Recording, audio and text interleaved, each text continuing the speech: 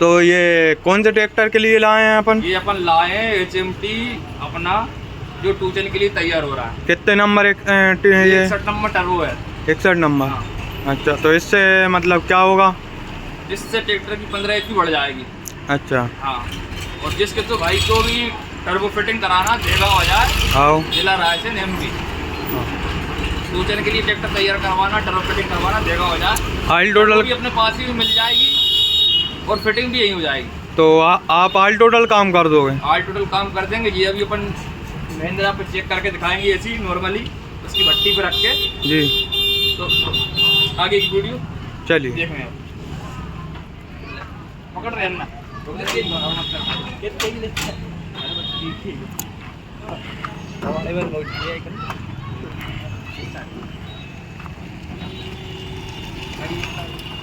अच्छा, स्टार्ट करके बताओ।